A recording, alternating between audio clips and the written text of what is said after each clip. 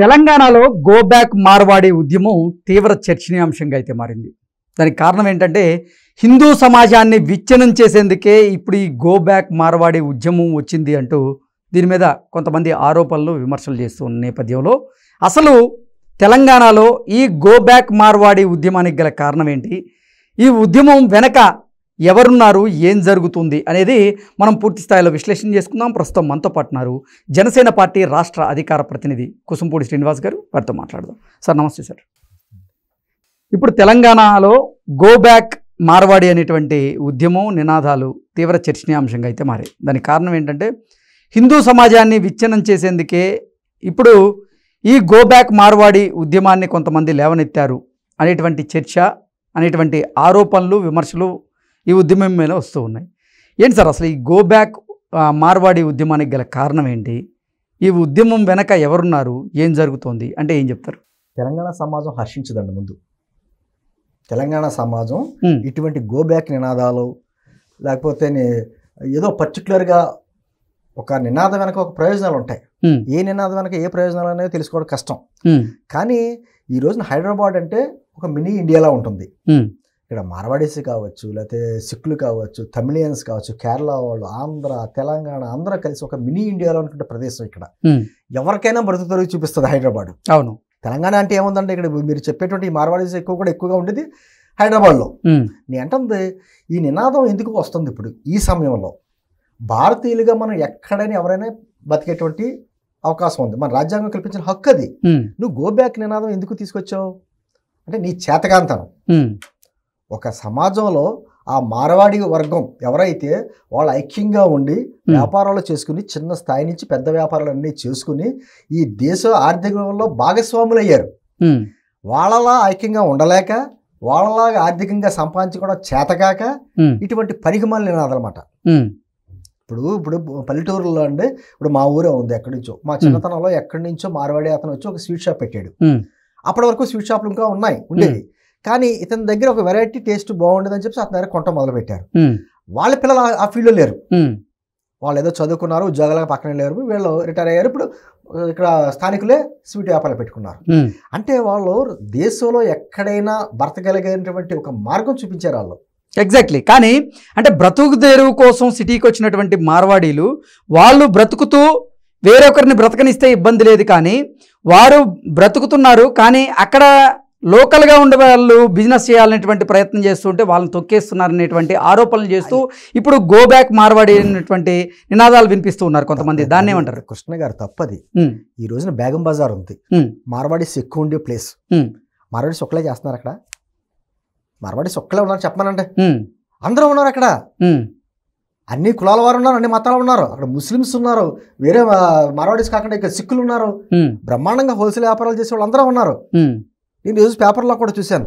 అంటే బేగం బజార్లో కొంతమంది మార్వాడి వ్యాపారాలు చేసుకుంటా లక్షలు గడిస్తా, కోట్ల రూపాయలు గడిస్తా, ట్యాక్సులు కడతలేదు. ట్యాక్సులు కట్టకుండా వ్యాపారాలు చేసుకుంటే ప్రభుత్వం చూస్తా ఊరుకుంటుందా? ఈ ట్యాక్సులు ఎగ్గొట్టే వాళ్ళు ఓన్లీ మార్వాడీలోనే ఉన్నారా? అంటే మార్వాడీలు ఇక్కడ బ్రతుకు తెరువు కోసం వచ్చి స్థానికుల్ని వ్యాపారం చేయనీయకుండా చేస్తున్నారు అనేటువంటి ఆరోపణలు వస్తున్నాయి కదా, దాని మీద ఏమంటారు? నేను అంటుంది ఇక్కడ బతుకు తెరువు గురించి వచ్చారు అనే మాటే అతి పెద్ద తప్పు. అతి పెద్ద తప్పు. ఈ రోజున ప్రపంచమే కుగ్రామం అయింది. మన పిల్లలు వెళ్ళి అమెరికాలో ఉద్యోగాలు చేస్తున్నారు, ఆస్ట్రేలియాలో చేస్తున్నారు, కెనడాలో చేస్తున్నారు, అన్ని చోట్ల చేస్తున్నారు. అన్ని చోట్ల ఇదే నినాదాలు గో బ్యాక్ ఇండియన్స్ అనే నినాదం వచ్చిందనుకోండి, ఎంత ప్రమాదం. ఈ రోజున మన తెలుగువారు కావచ్చు, తమిళన్స్ కావచ్చు, అందరూ కావచ్చు, ఢిల్లీ లాంటి ఉత్తరప్రదేశ్లో, నోయిడా లాంటి ప్లేసుల్లో అద్భుతమైన వ్యాపారాలు చేస్తున్నారు. అక్కడ కూడా అన్ని నినాదాలు అయితే దేశ విచ్ఛిన్నం అయిపోద్దిలాగా. ఇటువంటిది మనం ఎవ్వరూ కూడా సమర్థించకూడదు. అంటే దీన్ని ఎలా పోలుస్తున్నారంటే బ్రిటిష్ వారు బ్రతుకు తెరువు కోసం భారతదేశానికి వచ్చి తర్వాత భారతీయులను ఎలా ఏలుతున్నారో ఇప్పుడు మార్వాడీలు కూడా బ్రతుకు తెరువు కోసం భాగ్యనగరానికి వచ్చి భాగ్యనగరంలో స్థానికులు ఎవరైతే ఉన్నారో వారిని వ్యాపారం చేయనీయకుండా అడ్డుకునేటువంటి ప్రయత్నం చేస్తున్నారంటే కూడా కొంతమంది. చాలా తప్పది. బ్రిటిష్ వారితోటి మన దేశంలో ఉన్నటువంటి భారతీయులను పోల్చడం అనేది పెద్ద తప్పు. మన భారతీయులు ఎక్కడైనా బతకొచ్చు. ఇప్పుడు మన యునైటెడ్ స్టేట్స్ ఆఫ్ ఇండియా మంది, అనేక రాష్ట్రాలు కలిస్తేనే మనకు భారతదేశం. నిన్న స్వాతంత్ర దినోత్సవం గడుపుకున్నాం కదా, దాంట్లోని జనగణమన పాటలు, వందే మాతరం పాటలు అన్ని పాడుకున్నాం కదా. దాంట్లో ఎంత చక్కగా ఉంది దాంట్లో నినాదాలు. అనేక భాషలు, మతాలు, ప్రాంతాలు అన్ని కలిపితే, సంస్కృతులు, సాంప్రదాయాలు కలిపితే మన భారతదేశం. ఇది ఖచ్చితంగా హిందూ సమాజాన్ని చేల్చడానికి కొంతమంది చేసినటువంటి కుట్ర. ఓకే. ఇంకా అంతకుమించి నేనేం చెప్పలేను. ఎందుకంటే ఖచ్చితంగా ఈ సమాజంతో కలిసి ఉన్నాం.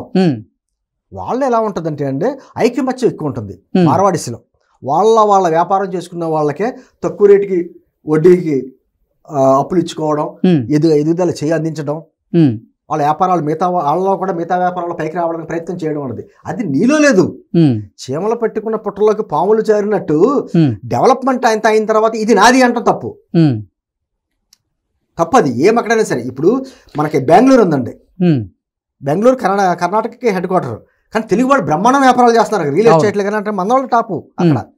మరి అసలు ఈ గో బ్యాక్ మార్వాడి అనేటువంటి నినాదం ఎందుకు వచ్చింది, దీనికి కారణం ఏంటి? లేదండి, ఖచ్చితంగా దీని వెనకాల నేను ఇందాకదే అన్నాను, ఏ నినాదం వెనక ఎవరి ప్రయోజనాలు ఉన్నాయో అన్నది. ఈ ఉద్యమంతో కొంతమంది ఉద్యమాలు కొంతమందికి ఉపాధిగా మారిపోతున్నాయి. ఓకే, ఏదో రకంగా ఇలా చేసి ఆ గో బ్యాక్ నినాదం ఇంట్రెస్ట్ ఉన్న వాళ్ళు ఈ ఉద్యమం చేసే వాళ్ళకి ఆర్థికంగా డబ్బులు వెనకాల ఇచ్చి ప్రోత్సహిస్తూ ఉంటారు, పైసలు ఇచ్చి. అంతే నిజంగా గో బ్యాక్ నినాదానికి ఏంటి నీకు ప్రయోజనం ఏంటి? నిజంగా మార్వాడీస్ అంతా వెళ్ళిపోతారండి తెలంగాణ నుంచి, నీకు వచ్చిన లాభం ఏంటి? నువ్వు చేయగలవా? నీకు సత్తా ఉందా? ఇప్పుడు నేను బేగం బజార్ వెళ్తాను సార్, బేగం బజార్ వెళ్తే నాకు ఎవరు తక్కువ రేటుకి ఇస్తే వాడి దగ్గర కొనుక్కుంటాను తప్ప ఆడు మార్వాడియా, సిక్కువా, హిందువా, లేకపోతే ఇంకొకట ముస్లిమా నాకు అనవసరం. నాకు రేటు తక్కువ కొనుక్కుంటాను. ఆ రేటు తక్కువ వచ్చాడు, నువ్వు చేయగలవు వ్యాపారం? ఎగ్జాక్ట్లీ. నేను అది తప్పు, అది తప్ప ఇంకొకటి కాదు.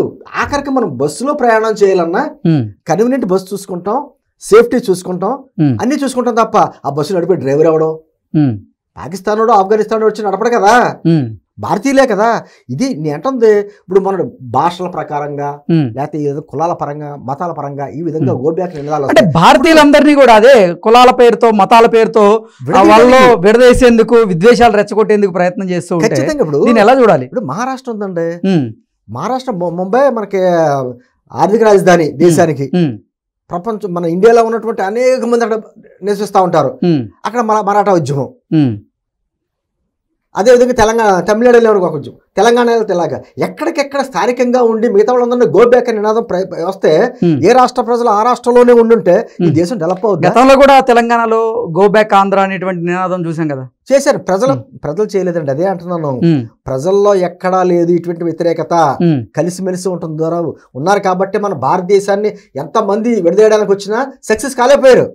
ఎంతమంది మొఘళ్ళ కానించి ఎంతమందో వచ్చారు, బ్రిటిష్ వాళ్ళు అందరూ వచ్చారు, పోర్చుగీస్ వాళ్ళు అందరూ వచ్చారు, విడదీయగలిగారా? మనలో ఉన్న ఐకమత్యం, ఆ ఐకమత్యాన్ని మనం భారతీయులే తెలిస్తే ఎలాగా? ఏంటంటే ఇది చాలా ప్రమాదకరమైన నినాదం. చేతకాన కొంతమంది, పనికిమాలిన వాళ్ళు కొంతమంది ఉమ్మడిగా ఏర్పడి చేసేటువంటి నినాదాలు ఖచ్చితంగా ఇటువంటి గో బ్యాక్ నినాదాలు చేశారు అంటే స్వయాన మన భారతీయుల మీద, తోటి భారతీయుల మీద గో బ్యాక్ నినాదం చేశారు అంటే వాళ్ళ మీద ఖచ్చితంగా దేశద్రోహం కేసు పెట్టాలి. ఎందుకంటే ఇది సమాజం మొత్తం ముక్కముక్కలైపోద్ది, కరెక్ట్ కాదు అది.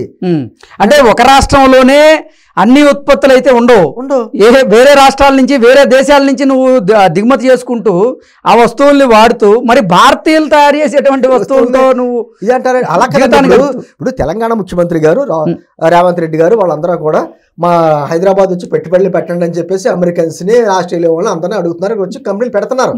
అదే మన దేశంలోనే ఇతర మహారాష్ట్ర వాళ్ళు వాళ్ళందరూ వచ్చి పెట్టుబడులు పెడుతున్నారు. నువ్వు వద్దు గో బ్యాక్ అనగలవా అక్కడ అనిపించి మీ ప్రభుత్వం చేత, రేవంత్ రెడ్డి చేత మా తెలంగాణ వాళ్ళు మాత్రమే వ్యాపారం చేసుకుంటారు, మా తెలంగాణ వాళ్ళు మాత్రమే ఐటీ కంపెనీస్ పెడతారు, మా తెలంగాణ వాళ్ళు మాత్రమే ఫార్మా కంపెనీస్ పెడతారని చెప్పేసి నినాదం మొదలు పెడితే అసలు తెలంగాణ డెవలప్ అవుద్దా? హైదరాబాద్ డెవలప్ అవుద్దా? ఇలా విశ్వనగరంగా పేరు చెప్పుకుంటున్నారు కదా. అంటే ప్రత్యేకించి మార్వాడీస్ మీద టార్గెట్ చేస్తున్నారంటే ఒకళ్ళు పచ్చగా ఉంటే చూడలేనటువంటి తత్వం. ఓకే, ఒకళ్ళ ఉన్నటువంటి ఐకమత్యాన్ని, అంటే హిందూ సమాజంలో చిచ్చు పెట్టాలనేటువంటి కుట్ర జరుగుతుందంటారా?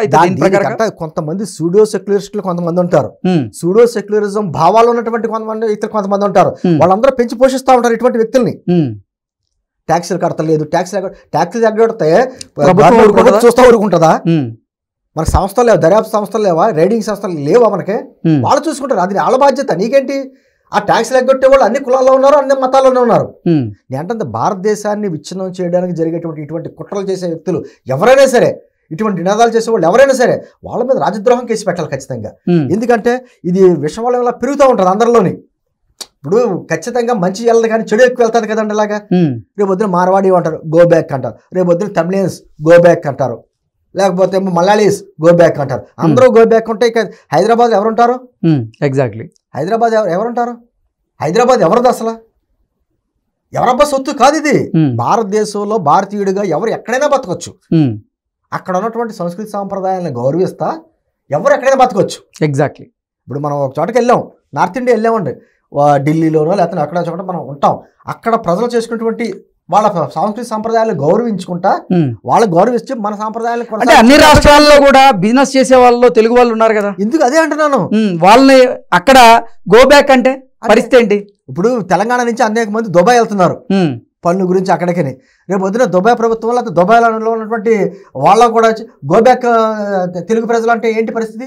ఉమ్, ఇది ప్రపంచం అంతా కుగ్రామం అయ్యి ఎక్కడ పడితే అక్కడ మనం అంతా కలిసి బతికే పరిస్థితుల్లో భారతదేశంలో భారతీయుల మీద గోబ్యాక్ నినాదం వచ్చిందంటే అది అత్యంత ప్రమాదకరం. ఇది కేవలం ఏంటంటే భారతదేశంలో ఉన్నటువంటి హిందూ సమాజాన్ని చీల్చడానికి చేసేటువంటి కుట్రలో భాగంగా కొంతమంది పావులవుతున్నారు. ఓకే. ప్రభుత్వం ఖచ్చితంగా ఇటువంటి వాళ్ళ మీద సరైన యాక్షన్ తీసుకోకపోతే మాత్రం ఉమ్, అది చాలా సమాజానికి చాలా ప్రమాదకరం. అటువంటి నినాదాలు ఎక్కడా రాకూడదు. భారతీయులుగా మనం అందరం కలిసి ఉండాలి. ఉమ్, ఎక్కడైనా బతకొచ్చు. నీకు ఎక్కడ బతుకుతారు, ఇక్కడ లేదనుకోండి, వేరే చోటుకి బతుకుతావు. ఉమ్, ఎవ్వరో కాదాలేరు, ఇది హక్కు. ఉమ్, రాజ్యాంగ ఉల్లంఘన అవుతుంది అటువంటి నినాదాలు చేస్తే. ఉమ్, భారతీయ మనకు రాజ్యాంగం ఉంది కదండి, ఎక్కడైనా జీవించే హక్కు, ఏ భాష అయినా మాట్లాడుకునే హక్కు. ఇలా భాషల పరంగా, మతాల పరంగా, ప్రాంతాల పరంగా ఇడిపోతే భారతదేశానికి ఇంకా అర్థమే ఉంది. ఖచ్చితంగా ఇటువంటి మీద ప్రభుత్వం దృష్టి సారించాలి. ఉమ్. ముఖ్యంగా పోలీసు వ్యవస్థ దృష్టి ఎవరైతే ఈ గోబ్యాక్ నినాదాలు చేస్తున్నారో వాళ్ళందరి మీద కూడా ఖచ్చితంగా పట్టుకుని రాజద్రోహం కేసు పెట్టాలి తప్ప, లేకపోతే మాత్రం చాలా ప్రమాదకరం. Okay sir, thank you so much.